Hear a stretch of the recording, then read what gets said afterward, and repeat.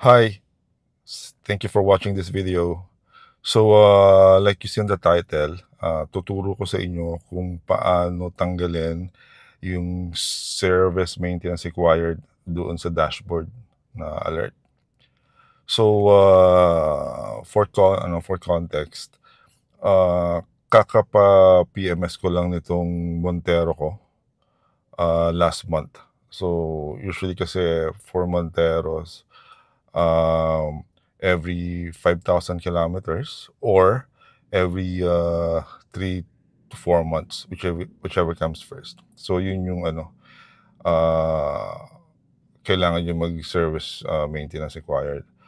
But on my case, ito, kasi kakaka-maintenance na last week, so nagulat ako nung may bigla lumabas. Siguro nakalimutan na sa kasa na i-reset to.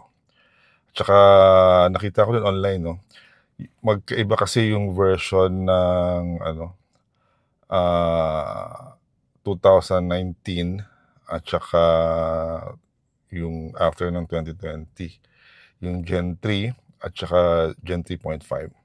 So itong model na Montero na to is 3.5. So 2023 model. So let's start. So mabilis lang naman, ganito lang. So first is, ang gawin nyo, start nyo yung engine. Yan. Tapos makikita nyo sa may bandang lower left. Yan. Kita nyo, di ba? Ito. Yan. Routine maintenance required. So ngayon, tatanggalin natin siya. So first, ang gawin nyo, patayin nyo muna yung makina. Yan. Tapos hintayin nyo lang na blackout yung screen. Yan. So pag blackout na yung screen, itong button na to, yung back na na button, press nyo lang siya. Tapos lalabas yung trip A or trip B. So nyo lang siya, press nyo lang to. Yan, press nyo lang siya.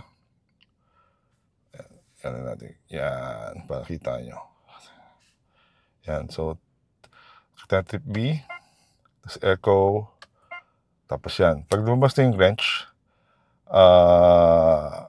ang gagawin nyo, itong enter, press nyo lang siya ng matagal hanggang mag-blink yung wrench.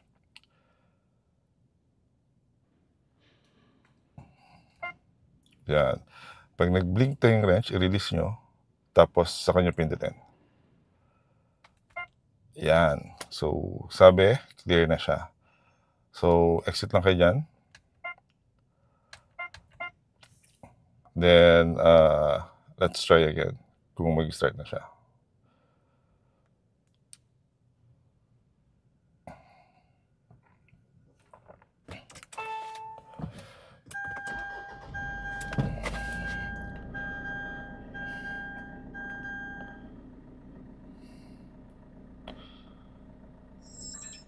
So, ayan.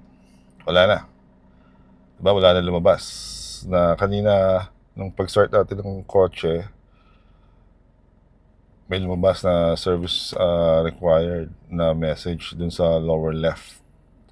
So, wala na. So, try ulit natin. Baka tsamba lang. Okay. Turn off natin yung engine. Tapos, turn on natin ulit.